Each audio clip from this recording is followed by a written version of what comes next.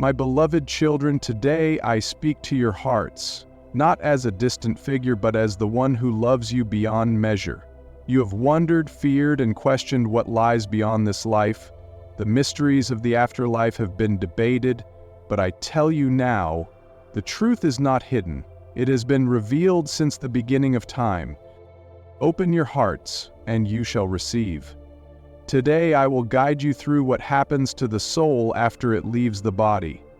Do not fear, for my words will bring peace to your spirit. Listen, and you shall understand the journey that awaits every soul beyond this world.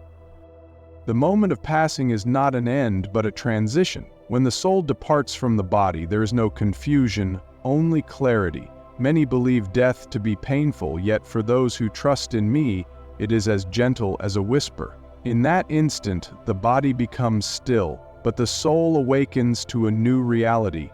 It sees, hears, and understands in a way that was never possible in the physical world. Some feel as though they are rising, a sensation of being lifted from the weight of flesh. Others describe it as stepping through an invisible door, one that separates time from eternity. In those first moments, the soul sees the life it lived with perfect understanding. There is no more denial, no more self-deception. The truth stands before it radiant and undeniable. Some souls experience great joy as they immediately feel the presence of light and love surrounding them. They know, with certainty, that they are being drawn into the arms of their Creator. They feel no fear, only overwhelming peace, for they are being welcomed home. For others, the experience is different. Some souls hesitate, clinging to the world they just left behind. They see their loved ones grieving, their unfinished plans, the attachments they never let go of. They are aware of their physical body, yet they cannot return to it. This moment can be difficult, especially for those who have not prepared their hearts. They struggle to let go, but the truth of eternity is already unfolding before them. The presence of the divine becomes unmistakable. Some souls behold angels, sent to guide them on their journey. These celestial beings radiate a love so powerful that human words cannot describe it. They do not speak with voices, yet their message is clearly understood. They bring comfort to the faithful and offer guidance to those who are lost. Others sense a pull, a drawing toward a place beyond their sight. For the pure-hearted, this pull is like a magnetic force leading them into joy. But for those who have rejected truth, the pull is unsettling. They feel the weight of their own choices pressing upon them, as if the soul itself is being judged by the very light it now faces.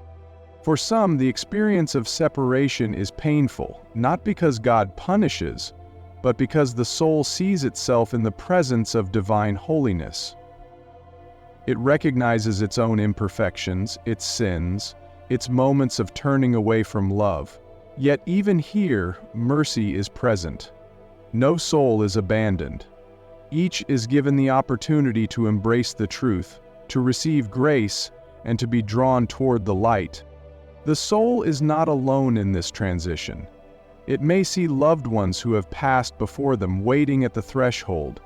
Some witness familiar faces bathed in light, welcoming them with joy. Others may see figures they do not recognize, yet they feel an unexplainable connection to them. These are the saints, the faithful who have gone before, watching and interceding for those still on the journey. Yet, there are also souls who do not see the light immediately. Some experience darkness not as a place of fire and torment, but as a void, an absence of the love they rejected. They are not dragged into suffering by force, but by their own unwillingness to let go of pride, sin, or hatred. Even then, grace is not withheld. The call of mercy still reaches them, but they must choose to respond. At this moment, prayers matter. The prayers of the living can shine a light into the darkness for those who struggle. A single prayer, offered with love, can bring hope to a wandering soul. It is why I have always told you to pray for the departed, for your prayers are never wasted. They are seen, they are heard, and they make a difference beyond what you can understand. The moment of passing is not to be feared, for it is a moment of truth. It is the instant where all illusions fade, and the soul stands face to face with eternity. The choices made in life become clear. The path forward is set in motion. Yet, even here, my mercy abounds. The soul is given what it has truly sought, whether that be love and union with God or separation by its own choosing. This is why I have always called you to prepare your hearts, to live with love, to seek truth, and to trust in me. For the moment of passing is not the end of your story. It is only the beginning of eternity. The first awakening is unlike anything the soul has ever experienced. When the body ceases to function, the soul does not fall into unconsciousness. Instead, it becomes more aware than ever before. It perceives reality with a clarity that was impossible in the physical world. The limitations of human senses are gone. The soul no longer needs eyes to see or ears to hear. It perceives truth directly, without distortion. It is as if a veil has been lifted, revealing a greater reality that was always present but unseen. For many, this first moment is filled with wonder. They feel weightless, free, and unburdened by the struggles of the earthly life. They recognize themselves, not as a body, but as a being of spirit, radiant and alive. There is no confusion, no uncertainty. They know who they are, and they understand that they have passed from one existence into another. They may see their former body below them, yet they feel no pain, no suffering, only a sense of separation. Time, as they once knew it, no longer exists. There is no ticking of seconds, no past or future, only an eternal present. Everything is now. The soul sees its own life as if it were a tapestry laid out before it. Every moment, every decision, every act of love or selfishness is visible all at once. There is no hiding, no forgetting. The soul understands its own journey with perfect clarity. At this point, many experience an overwhelming sense of love. It is unlike any love they knew on earth. It is deeper, purer, unshaken by doubt or fear. Some describe it as an embrace, though no arms are visible. Others feel a light surrounding them, filling them with peace beyond words. This is the presence of God, the one who created them, the one who has always been with them. They realize that throughout their entire life, He was never far away. Every sorrow, every joy, every silent prayer was known to Him. For some, however, this moment is difficult. They are aware of the presence of divine love, yet they also see the truth of their own choices. If they have spent their lives rejecting love, turning away from truth, or harming others, the weight of these actions is fully known. It is not that they are condemned by an external force. Rather, they see themselves as they truly are, and they understand the distance they have created between their soul and God. Yet even here, mercy remains. No soul is abandoned. Even those who struggle in this moment are not without hope. They are given the opportunity to respond to the love they now see so clearly. They can surrender to it, allow it to transform them, or they can resist. The choice is theirs, just as it was in life. Some souls, still attached to the world, try to return. They see their loved ones grieving, their unfinished plans, the things they left behind. They may attempt to speak, to reach out, yet they cannot be heard. This realization is painful for some, but it is also part of the journey. They must come to understand that their time in the physical world has ended. They are being called forward, and clinging to the past will not change their path. For those who are ready, the first awakening is only the beginning of a greater journey. They are not alone. Angels, beings of pure light and love, are present to guide them. They do not force, they do not command, they invite. They extend their hands, offering to lead the soul toward the fullness of God's presence. Some souls step forward eagerly, filled with joy and anticipation. Others hesitate, unsure, struggling with the weight of their past. But the call of love remains constant. It does not fade, it does not withdraw. It is always there, waiting for the soul to answer. The first awakening is not an end, but a beginning. It is the moment when the soul truly sees. And what happens next depends on how it chooses to respond to the truth now revealed before it. The divine judgment is not a courtroom with accusations and punishments, as many imagine. It is not a place where the soul stands before an angry judge, trembling in fear. Instead, it is an encounter with perfect truth and perfect love. The soul is not judged by an external force. It sees itself in the light of absolute truth and understands its own life with complete clarity. At this moment, nothing is hidden. Every thought, every action, every intention is revealed, not as a list of offenses, but as a complete picture of the soul's journey. The choices made in life, whether to love or to reject love, to show kindness or to be indifferent, to seek truth or to turn away, become undeniable. The soul experiences a full review of its earthly existence, not from a human perspective, but from the perspective of divine truth. For those who lived with love, this moment is filled with overwhelming joy. They see the goodness they cultivated, the kindness they shared, the sacrifices they made, and they are filled with peace. They understand that their lives bore fruit, that every act of love mattered, even the smallest ones. They feel the embrace of God's presence, welcoming them home with a love beyond words. For others, this moment is difficult.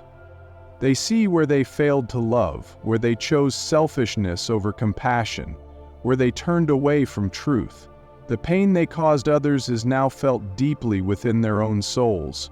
It is not a punishment imposed upon them, it is the natural consequence of seeing themselves as they truly are. They are not condemned by God, but by their own recognition of what they have done and what they have neglected to do. Yet even here, there is mercy. The soul is not left to despair. It is given the chance to respond to what it now understands.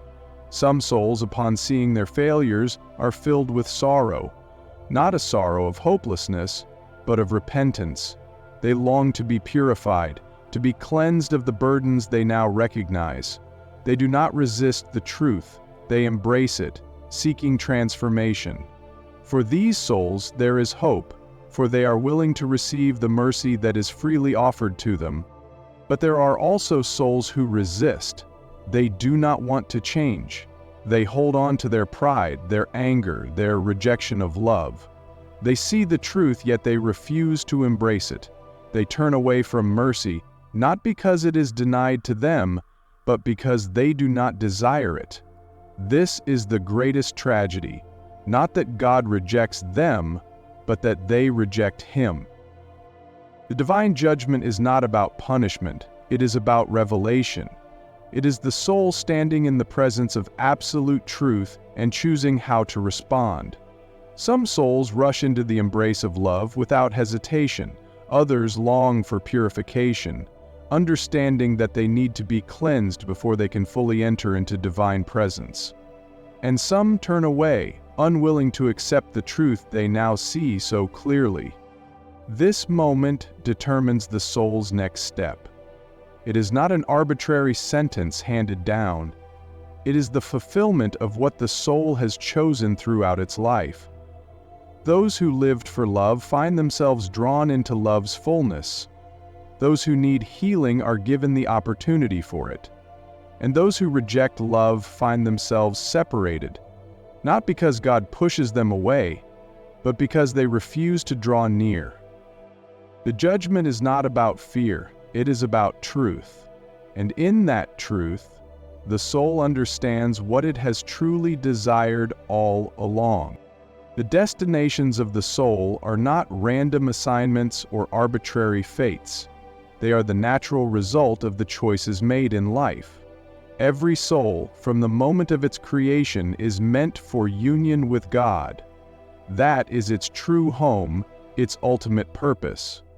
But the journey to that eternal destination depends on how the soul has responded to love, truth, and grace during its time on earth.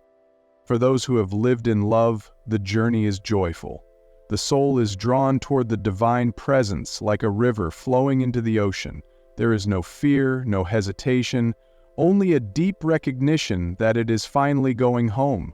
These souls enter into perfect communion with God, where there is no pain, no sorrow, no separation.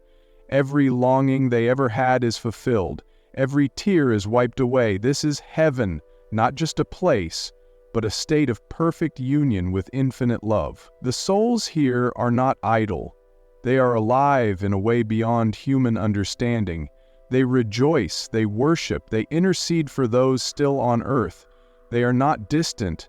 They are closer to their loved ones than ever before, united in the divine presence. But for many souls, the journey is not immediate. They see God's light, they long for it, but they recognize their own imperfections. They understand that before they can enter fully into that perfect love, they must be purified.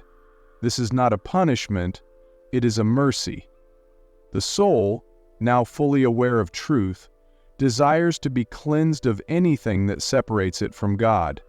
It embraces this purification willingly, knowing that it is part of the journey home. This is what many have called purgation, a process of preparation where every remaining attachment to sin is burned away by love. It is not suffering in the sense of despair, but a longing, a deep desire to be made completely whole before stepping into the fullness of divine presence. And then there are the souls who reject love. These are not souls who are sent away, but souls who choose separation. Even in the presence of truth, they refuse to surrender to it. They cling to their pride, their hatred, their rejection of God. They do not desire union with Him, and so they turn away. This is the greatest tragedy, not that they are cast out, but that they remove themselves from the presence of love itself. This is what it means to be lost, not because God desires it, but because the soul itself refuses the light. The destinations of the soul are not rewards or punishments. They are the fulfillment of what the soul has truly desired. Heaven for those who seek perfect love, purification for those who long to be made ready, and separation for those who refuse to embrace the love that was always offered to them. Every soul is given what it has ultimately chosen. The moment of separation is not forced upon the soul, it is the natural outcome of its own desires. For those who reject divine love, who refuse to surrender to the truth they now see, a great distance begins to form. It is not that God pushes them away, but that they turn away, choosing isolation over communion, pride over surrender, self over the infinite love that still calls to them. This separation is not a place with walls or gates, but a state of being. The soul, created for unity with God, now experiences the unbearable reality of being apart from Him. It feels the absence of love, the void where divine presence should be. This is not because God has withdrawn, but because the soul has chosen to block out His light. Imagine closing your eyes to the sun, not because the sun has vanished, but because you refuse to see. For these souls, there is a great sorrow, but not the sorrow of repentance. It is the sorrow of self-inflicted loss. They are left with nothing but their own emptiness, their own choices, their own rejection of what was freely offered to them. They see what could have been, the joy of divine presence, the fulfillment of love, the eternal peace they were meant for, but they refuse it. Yet even here, God's justice is not cruel. He does not force Himself upon those who refuse Him. The soul is given what it ultimately desired, not union but separation. And this is the greatest suffering of all. not fire or torment from an external force, but the eternal realization that they have chosen to be apart from the very love that could have made them whole. Some may ask, can they not change? Can they not cry out for mercy? But the truth is, they have already made their choice. In this final moment, the soul is no longer bound by time, no longer swayed by ignorance or deception. It knows the full truth, and it has either embraced it or rejected it completely. Those who are lost are not lost because God has condemned them, but because they have condemned themselves by refusing the love that was always offered. This is why the choices made in life matter. Every decision, every act of love or rejection, every response to grace shapes the soul's ultimate destiny, and once that final choice is made, it is eternal. There is no turning back, no second chance, not because God is unwilling, but because the soul itself has reached a state where it will not change. The moment of separation is not about God's wrath. It is about the soul's own choice to reject the one thing that could have given it eternal joy. And that, more than anything else, is the greatest sorrow of all. But for those who embrace love, who surrender to the truth revealed before them, the journey does not end in separation. It leads to fulfillment. The soul, having passed through its awakening, its judgment, and its purification, is now ready to enter into the fullness of divine presence. This is not merely a reward. It is the fulfillment of the soul's deepest longing, the completion of what it was created for. As the soul steps into the eternal light, it is no longer burdened by the weight of the past. Every sorrow is gone, every pain is healed, every longing is satisfied. The love that was glimpsed in life, the moments of joy, the fleeting experiences of divine presence, all of it now becomes a permanent reality.